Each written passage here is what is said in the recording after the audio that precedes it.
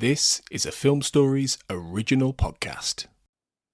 Matt, where are you? When is this? Well, it's a Thursday, and you're on a podcast. Welcome to the Starlight Ballroom. Hey!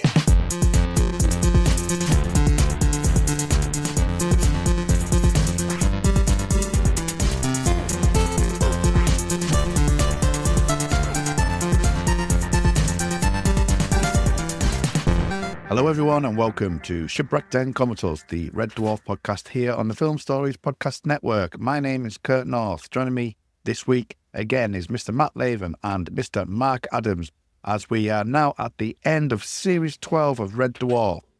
Welcome boys. Hello Mark. Hiya. It is the last main episode of Shipwrecked and Comatose? Maybe. Because as we've established, it's not a secret. We're doing The Promised Land as a minute podcast. This is the last episode of Red Dwarf we'll be looking at in that classic format. It really is the end of an era. Fascinating to think back. As I say, we talked about it last week a little bit, so I won't go over too much old ground, but like just before 2020, when the whole lockdown thing, I think I mentioned this before, where Hattie Hayridge was at the local Comic Con. And I would not have imagined, if it'd been like sort of 6 months earlier, I would have gone and seen her.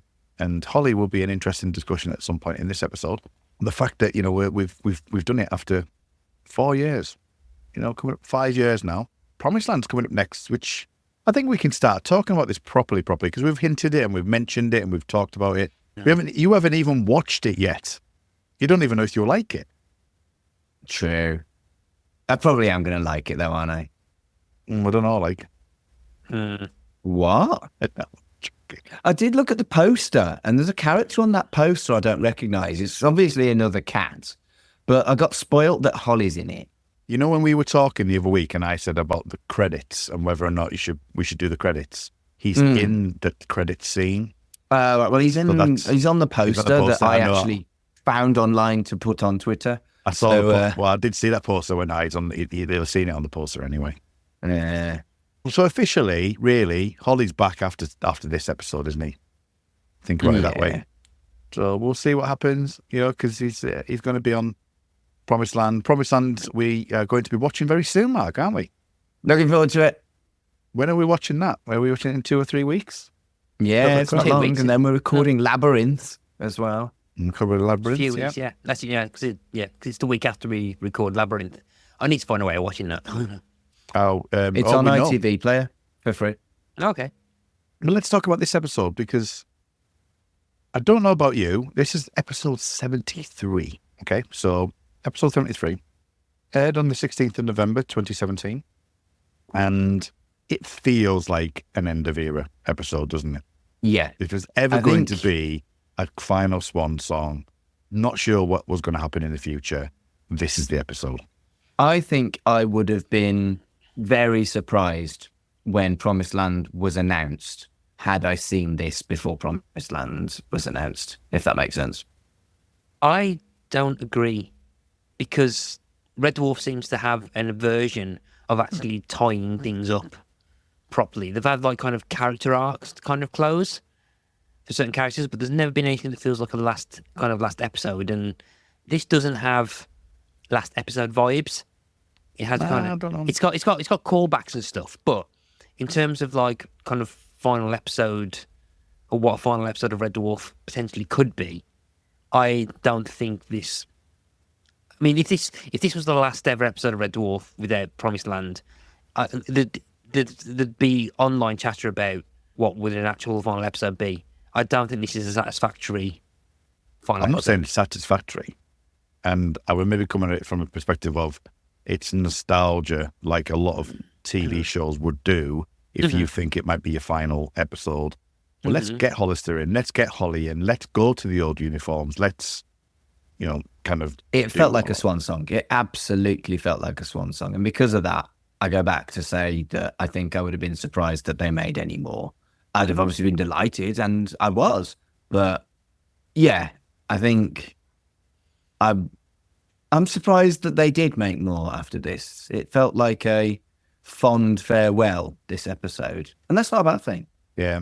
I think it's very different. And so I'll get your opinion, Matt, on this. Like, if you look at X-Files and Requiem, end of season 7, where they go back to Beaufort, Oregon, and it's like that whole cyclical thing. All right, we're going back to there again.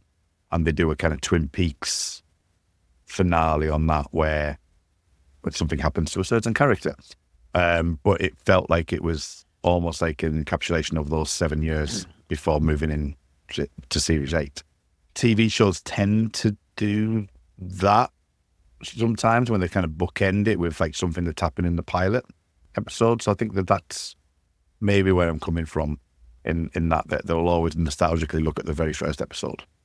Or let's use let's use the perfect analogy, Quantum Leap finale, for example, where they always tread back through the years. Yeah, but I think the Quantum Leap finale, okay, I'm not going to spend an hour talking about it because I probably would do. Quantum Leap finale kind of feels like it's setting up to be a closer because it's got a very unique premise to it.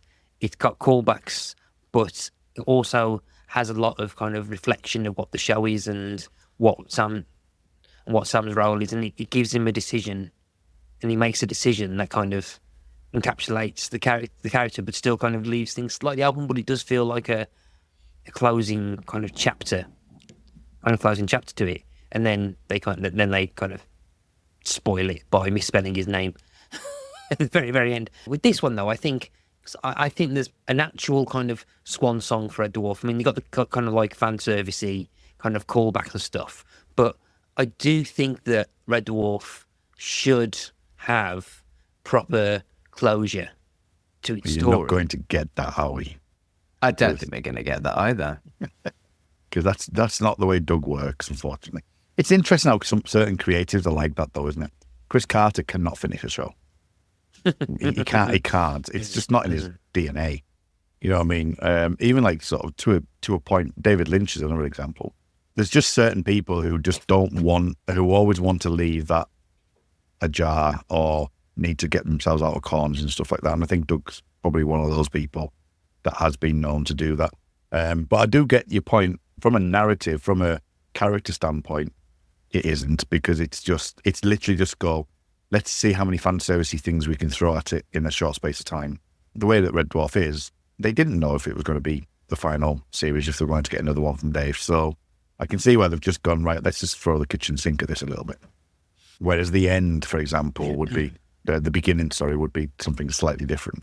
But I mean, if you compare this to other kind of finales, there's like certain wells they dip back into sometimes, and there's been other series that felt more finale-ish, particularly in a character closure sense. I mean, we had 2 or 3 closures for Rimmer's character arc already. Again, it ends on another Rimmer-centric episode, but it doesn't feel as kind of closure-y. No. As it just like closure-y as other characters do. And I do like the episode. And I think the Rimmer nature of it is probably the reason that I kind of fixed it, because it's me. I've tried to dibs all the key Rimmer episodes. We've mentioned how you're the first name on the sheet, mate. Yeah, which are the Rimmer-centrics. But here, I think it's a good kind of Rimmer character, but also it kind of, and I might be kind of nitpicking at this, but it kind of contradicts some of his development that he's had in his like last 3 major moments.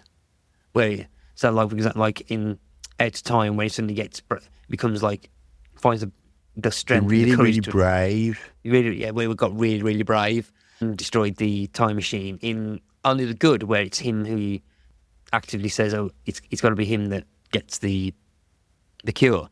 Yeah, and I'm not saying it again. I'll go back to it. Yeah, Did all right the first time. I'm not recalling that again. I can't remember it. And basically knees, death, and the bollocks. And the biggest one of them, and the biggest one is I think the beginning at the end of series 10, which I think felt more like a series closer than I think this did, and possibly had like this point the most definite ending for Rimmer as a character, where look, he suddenly got brave and saves the day again. This one is he just lost and he finds that there's nowhere better than where he is. Yeah. But it doesn't feel like. But that feels like an episode that can just be chucked in. It does feel a bit odd that there aren't any Aces left. He doesn't visit worlds where Ace has gone, because Ace is a reality traveler. That there will be plenty and plenty worlds that don't have a Rimmer in because they've been an Ace. Or am I thinking too much into that? Wibbly wobbly, timey wimey. Are you not thinking? You're thinking too much about the multiverse, which is literally referenced in this one. The multiverse. Now, I'm not saying before it was a thing, because obviously it has been a massive thing, the multiverse. But it's just really interesting seeing in 2017 them actually saying the words.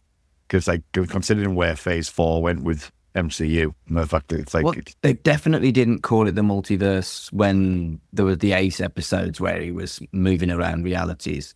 But they definitely were a multiverse way before any MCU films. Parallel universe in Series 2, for example. Exactly that. And not just that. Remember that the Kachansky that was in it for 2 seasons wasn't the Kachansky from the Prime reality. I suppose you did have, like, the Kelvin verse and stuff like that in 2009. So that there's, like, elements within cultural TV and movie landscape that was starting to, like... Sliders. Evil Star Trek with Sliders. Evil Sliders. Star Trek with the goatee beards, with that trope of if it's the evil version, you've got a goatee. Yeah. And that was in the No, 60s. but as I say, from a, like, because things go in cyclical natures, don't they? Whereas, like Sliders was what, 90s? Yeah. Oh, actually, I can get older than that film that we've actually covered on this podcast. It's a Wonderful Life. True. That was a multiverse. Well, just a single verse, but Yeah, but I mean actually the terminology and, like, the building of, like, Parallel separate world. timelines and stuff like that. Because if you think about Star Trek 09, it's basically Spock's in a different timeline. He's in the Kelvin timeline, not the Prime timeline. yeah. The whole rigmarole around the fact of it's not the Prime timeline because look at the ships, they're all completely different, blah, blah, blah, and all that stuff. Star Trek Discovery was a bit of an issue around that time as well. I'm just saying more of the cultural, like, thing around it, because there always has been, alternative timelines and stuff like that. Wonderful Life is the perfect example of that. I'm talking more about the cultural consciousness that kind of is moving out a little bit. Sliders, as you say, it was a 90s kind of aspect to it as well, and but it definitely felt like around the 2000.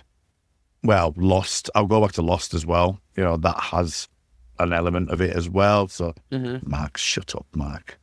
I didn't say anything. I didn't say anything. Your face said 1,000 words, and now it's frozen. Look at his face.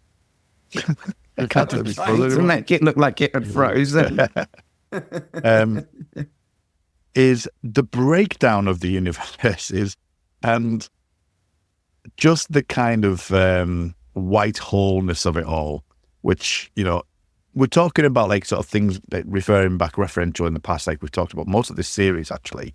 There's elements within Red Dwarf that they do really, really well, where they're not necessarily having to reference it as such. Like the Samsara one we've talked about when we did Samsara. Just using the justice tech. There's stuff like that that's really effective. This, for me, feels really effective because it's another play on kind of Whitehall, but done in a unique way and a very funny way as well. There are quite a few laugh out loud moments of this, and the majority of them actually come from the cat. I ain't not gonna buff your shoes. And then, it's just great. It's that vision. It's what makes it funny is just how enthusiastic and proud of himself the cat is. Yeah. And it takes him a while to realise, and it's that visual gag of him not even touching Charles's boot. He's somehow managing to, like, lift it, like, way ahead of it, doing the kind of, like, brushing the thing and stuff with a little smile on his face. It's just that. And then the realisation when he's flapping the towel and it's getting slower and slower. And he's like, Yeah. oh. And even Biscuits? the breakfast. Biscuits? Oh, he's when he's with the frying pan making the breakfast and he's, like, doing a little dance.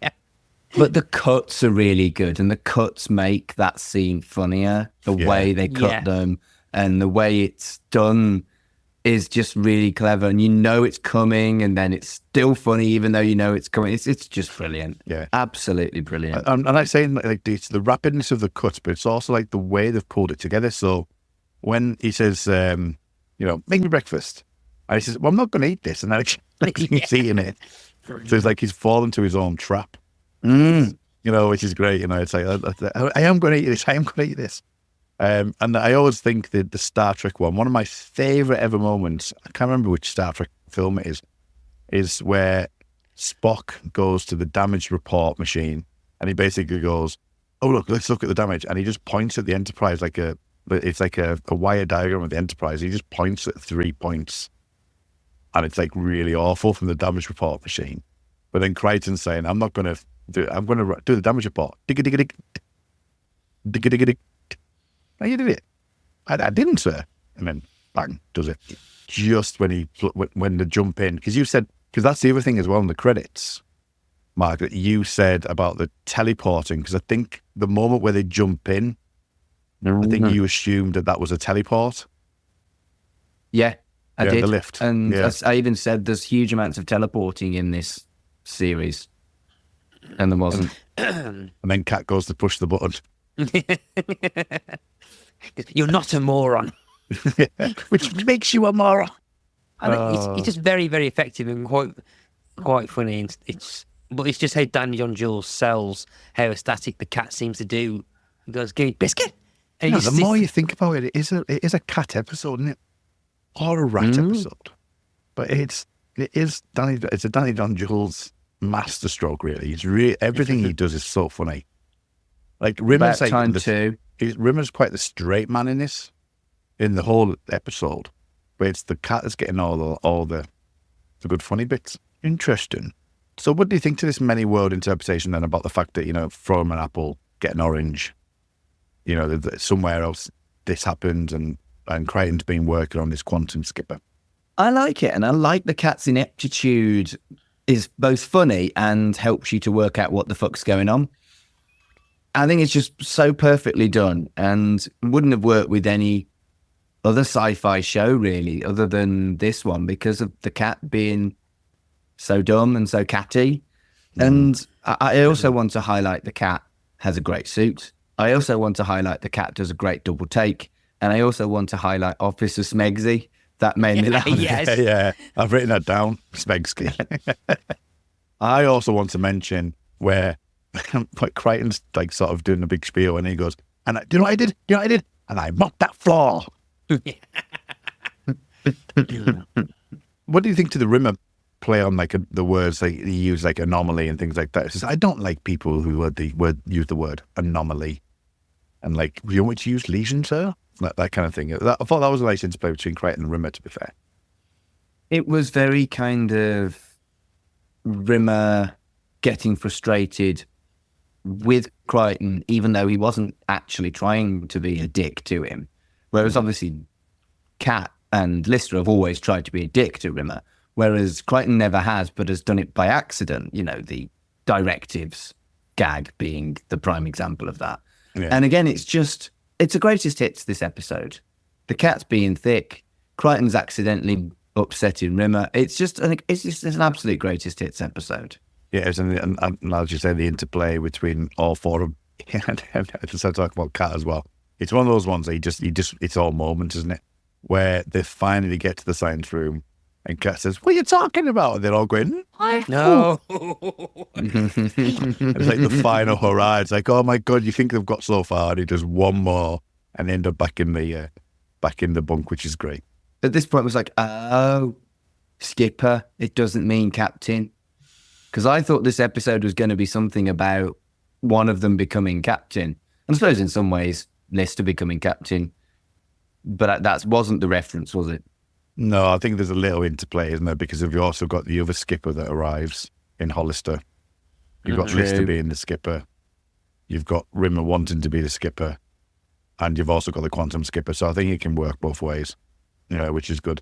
And again, going back to referential, when Rimmer pulls together his farewell speech as well, where he just goes, see ya. Very, very good. It was, again, it was the same gag done ever so slightly differently, but it was still funny. I do want to point out, they highlight that Lister is the last human being in this episode. And 3 episodes ago, They didn't give a shit that there were women that he could help repopulate the world with if they'd managed to take one of them from that time wave. It's so annoying, time wave, that they just don't acknowledge that. And then 2 episodes later, they're like talking about, he's the last human being. Like, oh, You just Time Wave's really a want mess. Lister to get his end away, though, don't you? Well, I think Lister does too. Although he didn't in Time Wave, which is why it didn't fucking work. All the characters in Time Wave weren't doing stuff that you would expect them to do. They were all a bit wonky, whereas in this episode, everything is perfect. I am really looking forward to hearing this episode of Time Wave because I can't stand that episode. So No, it's diabolical.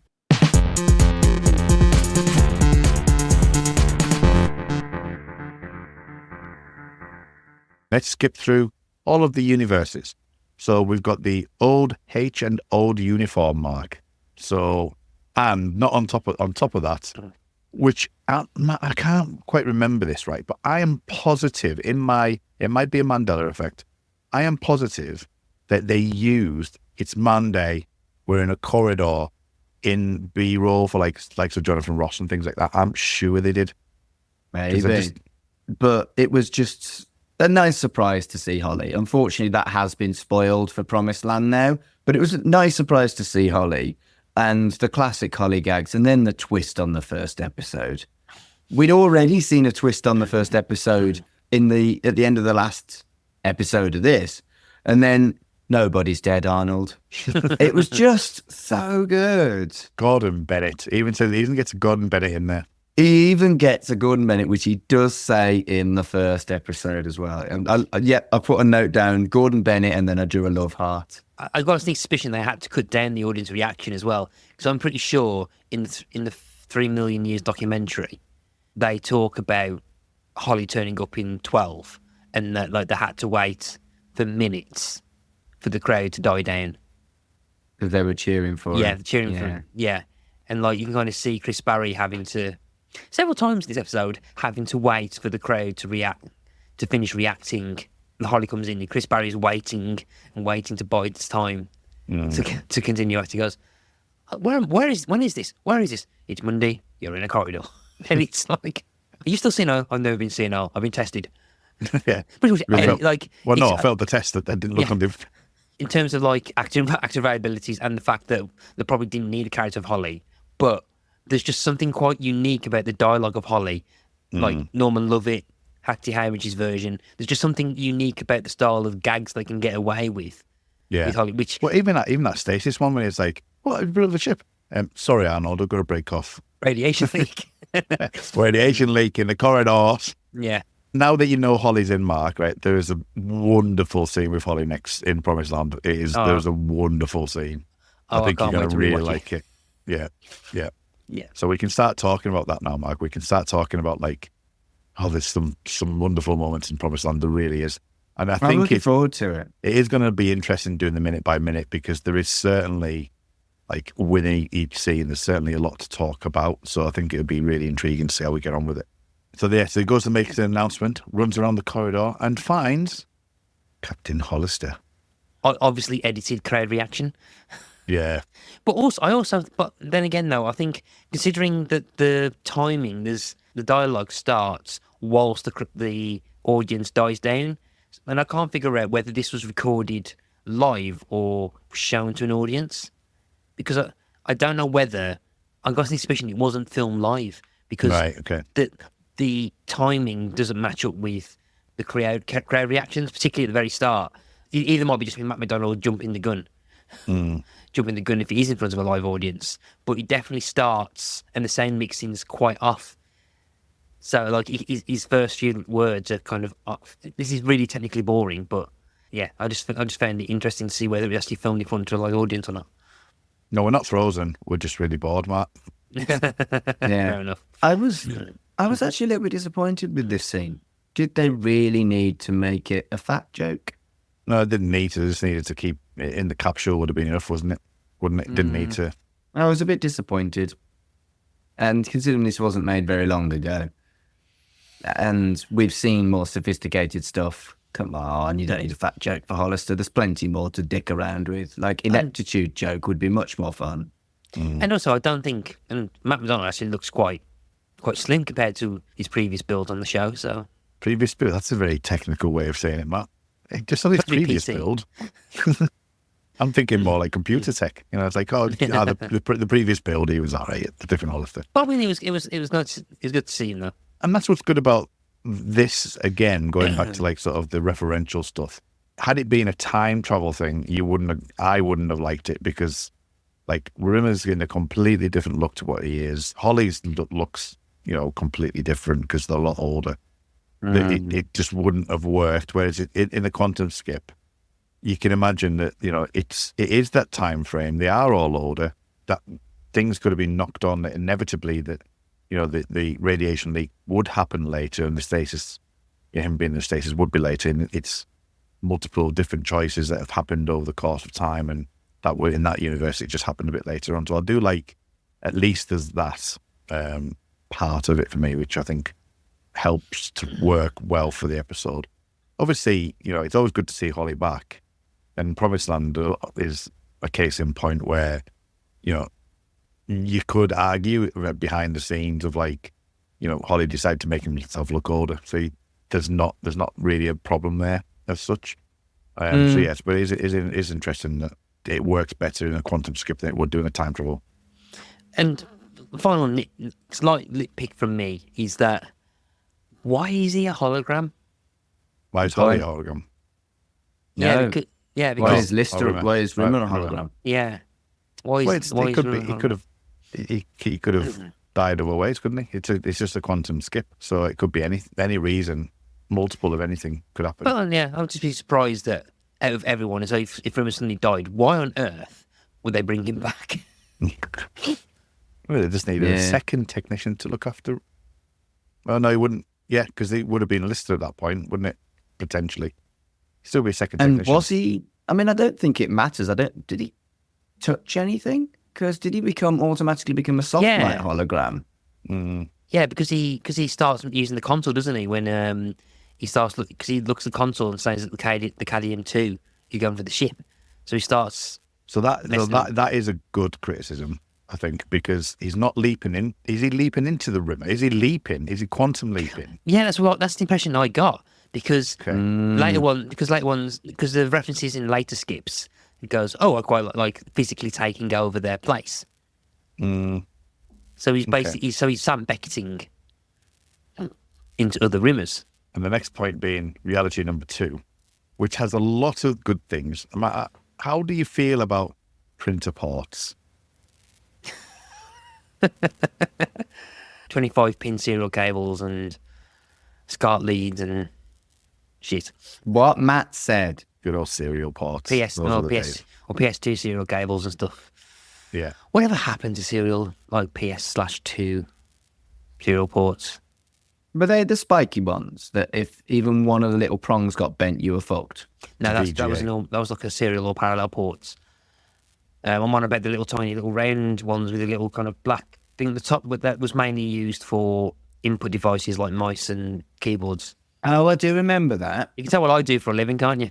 We had a serial port on our sound processor for the cinema originally, because he used to play a CD, and you used to have to link in with a bit of silver tape that you'd have on the film itself. The silver tape would go through on the filmoid bit on it through like a sensor, and it would activate the CD, and the CD would play along with the track, and then that's how films would be done. So you'd have the film and audio, so it'd always synced in that way. And use a serial port to log into that to use a PC to like change all the settings and stuff. We are kind of avoiding the main reason why the Reality 2 works, though, because that was good. That was nice. It was like the fact that Rimmer has a really nice, like, oh, I can get on with this Lister. This is quite nice. Everything's going really well. And also, just before that, Crichton goes, oh, that's a shame. I really quite liked our Mr. Rimmer. So, like, again, the suggestion being that he's quantum leaping, physically swapping out Yeah, that Rimmer stuff. Yeah, but then, as all good things, the comedic thing happened, and you find out the sticking point. Yeah. Are you going to have dinner with me, Lister, and Mr. Rat? Right. I know you've been trying to avoid talking about Mr. Rat, but I think we also need to highlight how fucking great Craig Charles looks, a sophisticated lister. He looks very sexy. Like, he looks really, really good in that outfit. He's a very good space chum, isn't he? Yes, rather, yes, indeed. Rather, would you like to come and see me and Mr. Rat? But Mr. Rat... Did you say you've seen 3 million years now? So when he's holding down the actual headpiece. Oh, yeah. I don't think Danny John Jules had a nice time as Mr. Rat, but he did a fucking great job. I think I've said there's in 10, 11 and 12, there's at least one moment in each of those 3 series that I believe should be up there with the change in the bulbs. Yeah. Like, and the boxer shorts.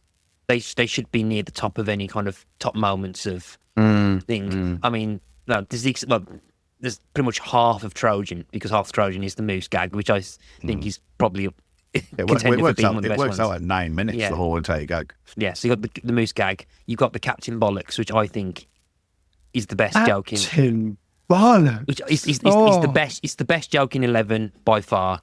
But then Mr. Rat, I think... Mr. Rat, this is the best joke in Series 12. This is the funniest bit in 12. I in all of Red Dwarf, I think this is the closest to crying laughter that I have had since Polymorph, where it's so funny every time I see it. I mean, we were in a different message group the other day, Matt, weren't we? We were talking about the hacker stuff with the CBBS, where Hacker says normal men, which is like literally all of the outtakes of Hacker is just so funny. Oh, like I watch Hacker and Lauren Layfield, that just hilarious. Yeah, I mean, there's a 20-minute like pull together for YouTube of Hacker and the different people that Hacker's been with, and some of that is really funny, and the normal men thing is just like sort of just ridiculously funny. But the Polymorph and Mr. Rat are like that. They're kind of like every time I see it, I'm almost in tears with it. It's just so funny. It's physically, it's one of those things. Like Amy Poehler from Parks and Recreation talks about the Debbie Downer sketch from Saturday Night Live. If you don't know, it's basically like Rachel Dratch playing Debbie Downer. Everyone's excited at Disney World. She goes, "Oh yeah, did you hear? I can't have children." And there's like this weird face she makes with noise, and basically everyone's cracking up and everything. And Amy Poehler says that she believes that sketch is the cure for depression, or a cure for depression. And I've always seen that as like, okay, it's not exactly that. It's that kind of mentality, I think, where you get to certain things which, if you're in kind of like a bad or low mood, there are kind of things that you kind of watch to help you as a coping mechanism. Yeah. I mean, that normal men. There's a Twitter account that puts it on every single Monday morning. Yeah, I follow it. There's an Instagram account that I follow. Instagram account does the same thing, which I follow. But that whole basically Hacker and Lauren. We should do a Mr. Rat one. Yeah. Shipwrecked needs every single Monday put Mr. Rat up. Yeah.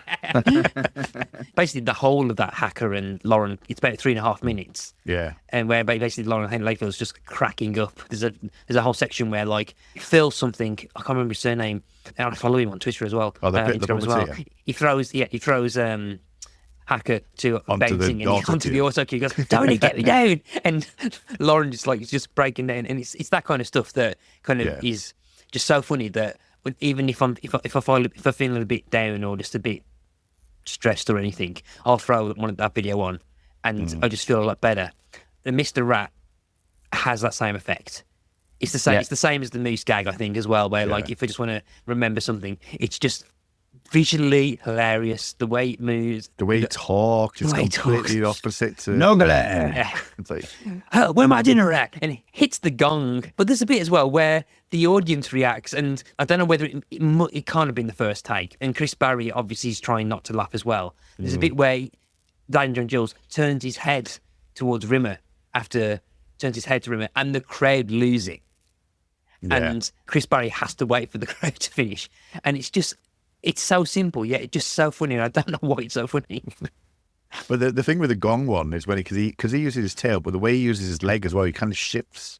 So it's kind of like a little dance move. It's like it's almost like and obviously when he goes yeah, You know, just everything about it. It's just like one thing after another. There's one thing that isn't explored on here. All the rats didn't leave.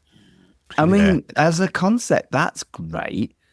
But also, I would absolutely have cheese sauce on my cheese.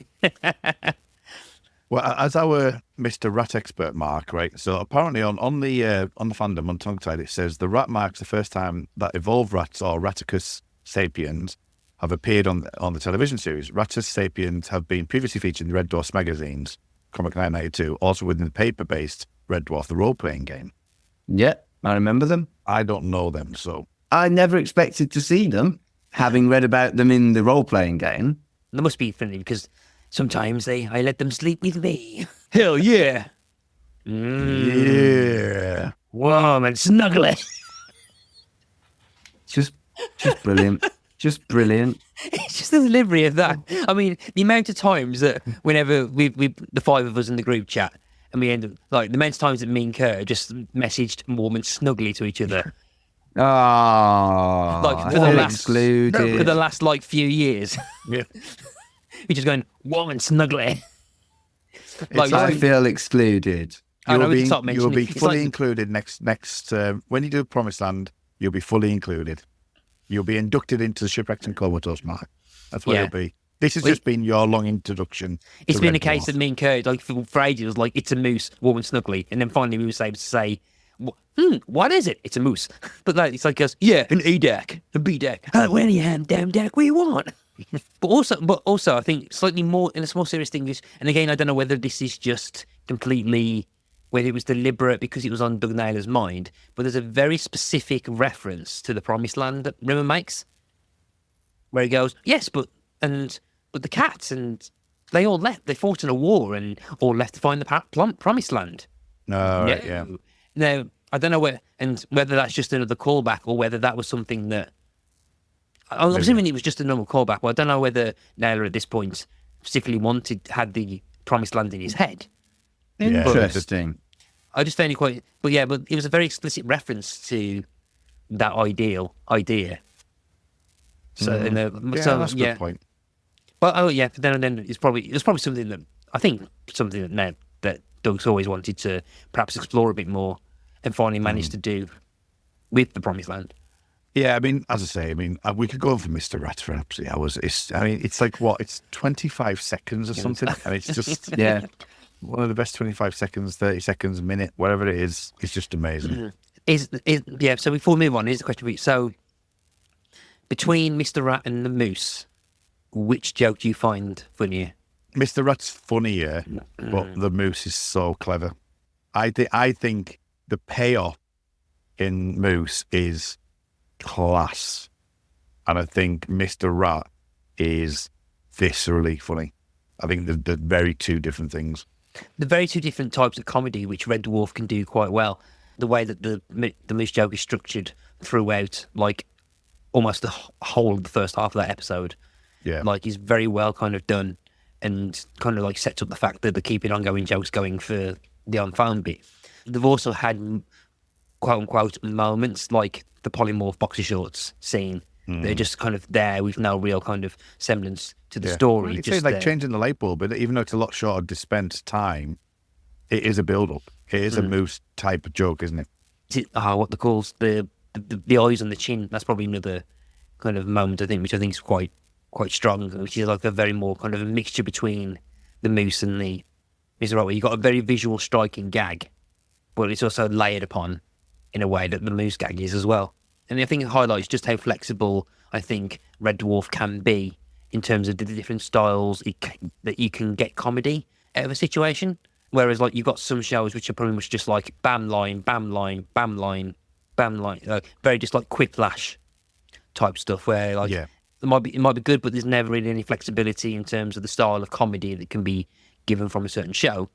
I think this is kind of like highlights just how capably diverse in the way they can tell a joke. Yeah, and I do quite like that the last kind of official episode ends with potentially a top 5 joke of the whole show. Yeah, that's a very good point. Yeah. That's actually a very good point. And I think highlights just And I think as well, like particularly quite a few times online where you see a bit of negativity towards the Dave series and saying like, oh, it's not as funny as the BBC era. There are like the Mr. Rat Gag is as funnier than perhaps like the whole of Series 3, Series 4.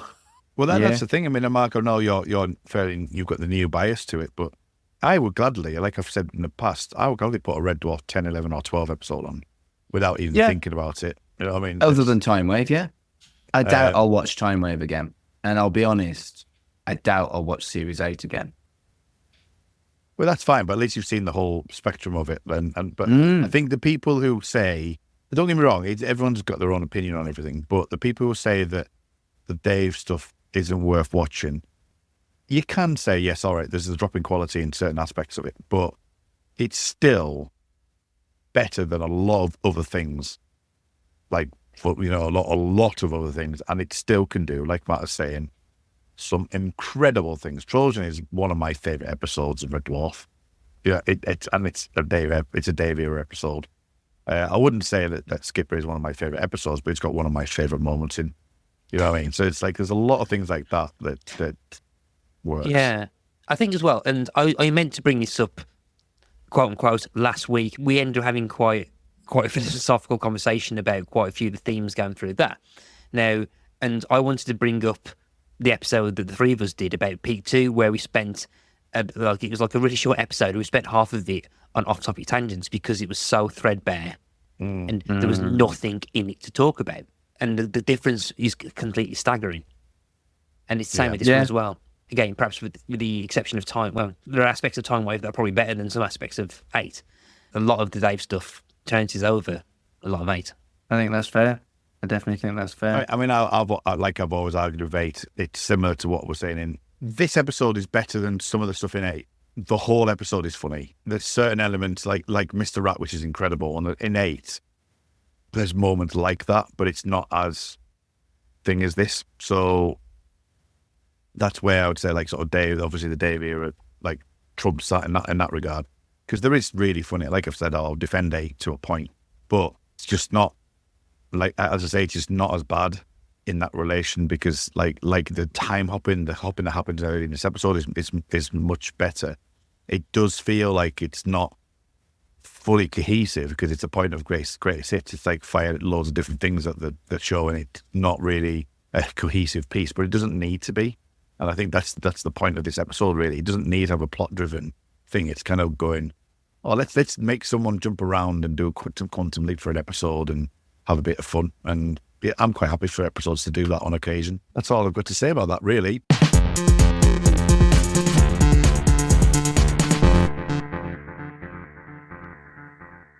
We actually end up at a place where Rimmer thinks he could potentially stay. There's one reality where he thinks he could potentially stay until the ultimate kicker. We find out who the captain is. So, Mark, what do you think to this? Captain Lister. I thought that was great fun and a mean twist. And there was always going to be a mean twist because this is Rimmer. And yeah, Tash and Cigar and being a bit of a bell end. It was great. And Chrissy gets mentioned. Yeah, I think of all the cameos and callbacks and stuff, it's a real shame that they either didn't try or couldn't convince Chloe Annett or Claire Grogan to come back. I think that would have been a huge coup. They built that up a little bit, wasn't it? It's like from Venus. No, it's Venus Strip Club. That's where we know Chrissy from, Crystal. From the multiverse. From the multiverse of all places as well. So that was quite meta. Rimmer decides that he can't do it. He can't have. I know what I'm going to say in a minute, but give me a sec. So he can't do it. He has to come back to the reality. But for nostalgic reasons, you get the bunk scene. I think we should finish off on that because you get an actual audible gasp from the audience from it when they say, you know what I mean? It's like, pretty special. Yeah. And I'm not quite sure, what the story is behind the actual recreating it, whether or not they were doing something to recreate that bunk scene anyway, but I thought it was particularly special to be able to, like, as a nostalgic point of view, to be able to show where it all started again. I liked Holly Rimmer as well, by the way. Holly Rimmer was great. Holly Rimmer, yeah. Yes. And pressing the button with his nose, fucking brilliant. I think with the kind of final one as well, I think because I think Rimmer as a character has always kind of held on to the fact that, okay, he's the second lowest ranked person on the ship, but then he still has seniority over Lister. So he's always held that. He's always held that to it. And particularly when you had, when he's reading the notes from Hollister at the very start of the episode, Lister saying like, oh, he thinks I'm bright, just this, blah, blah, blah, blah. Whereas then Rimmer goes, oh, he always blames things on other people. Again, he's doing the same thing here, where he's like, no, I can't do this because I can't do this. And he blames Tash Lister for like... Tash Lister. Yeah, for doing that. But I think it's always something like where I think Rimmer kind of knows that as a person, there's probably elements of Lister that make him a better person than Rimmer is. And there's always been a self-awareness of that. But he's always held on to the fact that in his family and the people whose approval he's dying to, he's always been seen as the bottom of the lowest rung of the Rimmer ladder. He's always had the fact that he's still got seniority over Lister as like the one crutch that he's held on to. Yeah. Which I think is quite in character to Rimmer if he didn't find out that his dad, he's not actually a Rimmer. So the part when I was saying that it kind of betrays character development we've known of Rimmer in the past. So like in the beginning where he finds out that because his dad's a gardener, he can change his standards. I think the episode kind of forgets that. And I don't think if the character development for Rimmer was slightly tighter, I don't think it would have affected him as much as it has done in this episode. And that's the one, and that's probably like the niggle that I probably shouldn't have.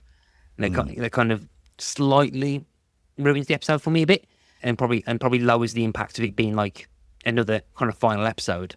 Whereas I think that if this was like the first episode of Series 11, I think Rimmer would have just stayed. yeah, probably. Yeah. Just a couple of things. I went on to the tongue tail and look at the bottom. And I'm sorry to bring this back to Mr. Rat. But when Danny John Jules just enters the sleeping quarters as the rat, he knocks the gong with his tail. This was completely unintentional, since John Jules could not see where he was going in the outfit. But it looked so good it was kept. That's brilliant. And just to bear witness to the fact that how funny this is, it says the rat scene was subject to numerous reshoots as the other cast could not stop corpsing. They could not contain their laughter, ruining each take. I mean, that makes a lot of sense. We've seen Smeg-ups before. Yeah. So that's it, folks. What do we think? I think, Mark, you've come on the journey. What I can say is you'll be back in the hosting chair. I've done 10, 11 and 12 now in this hosting chair. I'll do a few, but It's not a with different you. dynamic. It's another different dynamic. Yeah. So that is an end of an era because I've hosted all of the main episodes. I think this being the end of an era, with them ending in a game of cards because they're bored and old and there's nothing else left to do, really is a fitting ending. I'm not sure I agree with Matt that this isn't the way I would want Red Dwarf to finish. I wouldn't have been unhappy if this was the last episode of Red Dwarf we ever got. I would agree. For the benefit of the tape, I'm making weird faces. I know I'm someone who kind of likes closure. I think particularly. No, absolutely no way. I much prefer an open-ended end. No way, I wouldn't like closure. I don't know. I mean, particularly for a story that we've been following for 35 fucking years. I think that's the nature of Red Dwarf for me. I think it has to kind of finish in a weird. If it had ended at the end of Series 8, and that's actually kind of sad, but this ending is definitely better than that. And I can absolutely see what Matt's saying, but it's kind of supposed to be bleak in a lot of ways. This premise, it's bleak. He's the last human and they're desperately trying to get to Earth and there's not going to be any people there. So why are they even doing it? They just tried to find a way to stop him from going insane. It's massively bleak when you think about it. And a bleak ending where they're bored and playing cards because there's nothing else to do. Together because he's had the opportunity to disappear and he's gone. Yeah. No, I'm actually, yeah. I would have been really happy with that as the ending, but I'm glad we got more because I'm looking forward to a film. I'm really glad that we've got The Promised Land for a bunch of reasons that I can't say yet. So, But Mark, what are you looking forward to for the Promised Land, which is coming up soon? I really like the concept of doing a minute podcast. I've never done it before. Thank you. And I guess I'm going to have to do some research and listen to some other minute podcasts. So, do you know of any, Kurt? I might have done 2 before. I don't know, maybe. yeah, but they're on films I don't like, so I ain't going to be listening to you. Oh, thanks. What about for the Promised Land itself? What are you hoping / expecting, predicting? I mean, there's some stuff that I've seen that can't be ignored. I'm looking forward to seeing Holly, and hopefully that will be fun. I know that it's about the cat people, so I think that's going to be fascinating. We saw an inverted commas cat person in this series, and she was great. So I think if they can bottle that magic one more time, Promised Land's going to be great. I've also seen that there's an odd uniform for Rimmer, so I don't really know what that's about.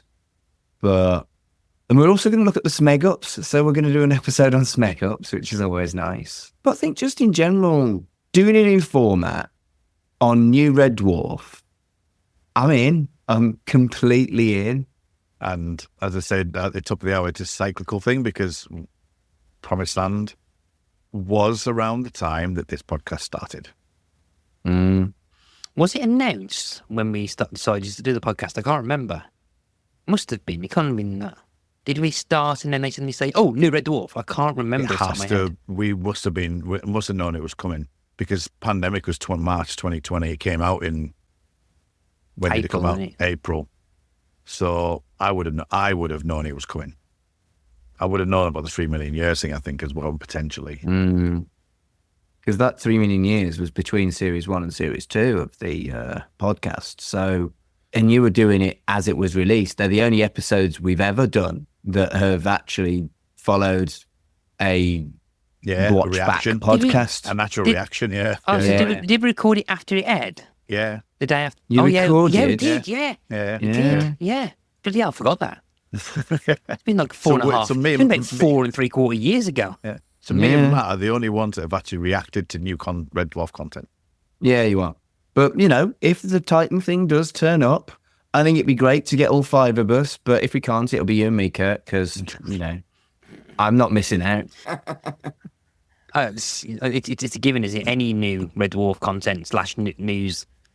So, yeah. I think news reactions. it'd be great to get some new Red Dwarf content, but I'm not worried that our coverage of the Promised Land minute by minute will affect that. We'd have had something announced by now if we were getting anything before autumn next year.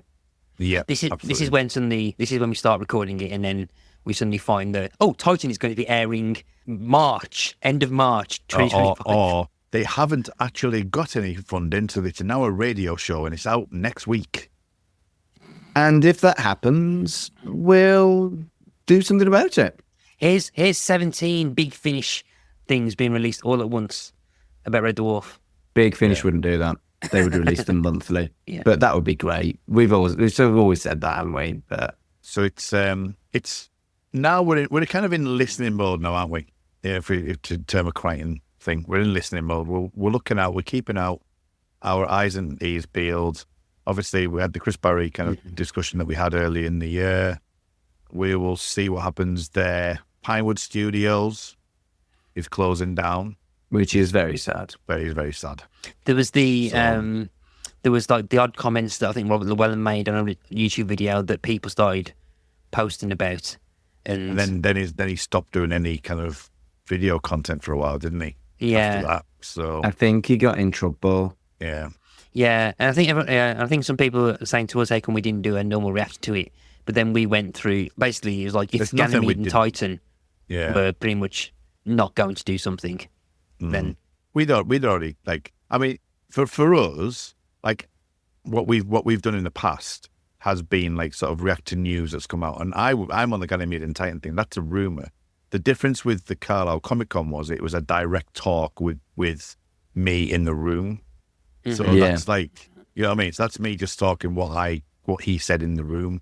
Whereas like if you hear it like, oh look, they're going to New Red Dwarf because we heard it through a second person who saw it at Carlisle Comic Con, blah blah blah blah blah. It's like that's not what we're about.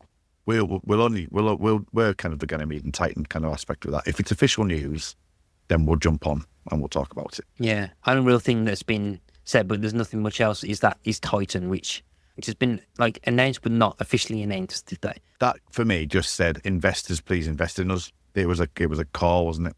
Basically. It's got Anthony Shimmerhead's going to star in a Buffy spin-off called Ripper vibes to it.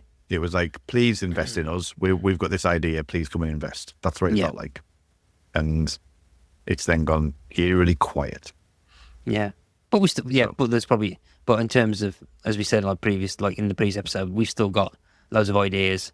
Mark still keeps adding stuff to specials when he finds days. Goes, oh my god, Norman Lovett walked past in the background for 1 second of this 3-hour miniseries. So we're going to be doing a whole 3-hour episodes of this miniseries that Norman Lovett is in for 1 second. It wasn't my idea to do Maid Marian episode by episode. It was my idea to do Crime Traveller episode by episode. Still one of the most fun things he's done in his whole podcast, actually. It was fun listening to it on my drive to university every Thursday. Yeah. Not watching Crime Traveller since the day it was actually released. So I had no idea what was going on. But, it's all good. It's all good stuff. Let's call this a day. Thank you both for joining me on this Red Dwarf Dave era run. We've got the Minute podcast coming up, as we said. We've got Labyrinth coming up, as we said. What else have we got coming up, Mark? We've got more Smeg Ups. It'll be our 3rd annual Christmas Smeg Ups extravaganza of mostly me looking like a right fool. There's some interesting ones for 11 I haven't sent to you yet, which I will do at some point in the very near future. And the 12 ones will end up in next year's Smeg Ups. Smeg Ups 4. We've done more Smeg Ups now than Red Dwarf ever did, because they only did 2 videos. Yeah, they do have the DVD extras though per series as well. True. We've done more. Matt, where can people find you online? Well, if people want to squeeze my buttocks together like a juicy giant peach, they can follow me on Pick a Disc, which is... See, it's not... Red Dwarf's not the only one that can do callbacks. Isn't that right, Hob? Oh, yeah, actually, we don't know where... we don't know where we don't know who he is. We're going to have to get Keith Dagger on him, or when Kuwait shows up. See, callbacks are easy. And then the social media call-outs turn up. Yeah, so if you want to follow me, you can do on Pick a Disc or Ask Us About Loom, my 2 podcasts that I do talk about stuff on. Follow me on all the social medias if you want to. Mark, where can people find you? The only other podcast I'm doing at the moment is Chucky Vision, which is a podcast about Chucky, Child's Play, and Killer Dolls. Yes, Chucky got cancelled. Dev and I, my co-host, we don't care. We're still going to talk about Killer Dolls because we like spending time with each other. We've also got ideas for other podcasts, but shh. Okay. Not telling you about that. My other main podcast at the moment has one of the best endings of TV history in the show called Lost. It was an incredible. That with a straight face. I do. It's a great ending. I would defend the ending. Game of Lost. Thrones has a better ending. I haven't seen Game of Thrones, so I couldn't answer you. Oh, that wasn't a compliment. So, yeah, you can find me on the Magic Box, which is my Lost podcast. You can also find me on Make It So, which is the Star Trek podcast, all of which are on Linktree, linktr.ee/R Muldrake. It's RMULDRAKE. Mark will not be appearing on the Lost podcast unless I do some sort of special.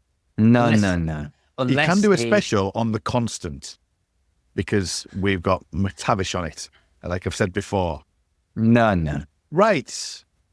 Time to go, folks. Until the Promised Land, where we go through the Promised Land minute by minute. That is my first time officially saying that. Welcome to the podcast. Thank you for joining me. And yeah, warm and snuggly.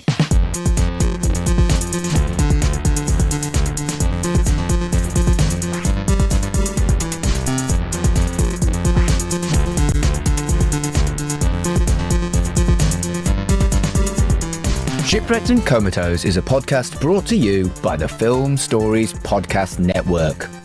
The show was created and produced by Mark Adams and Kurt North. The logo was designed by Carl Bryan, and the theme tune was composed and performed by me, Colin Jackson Brown.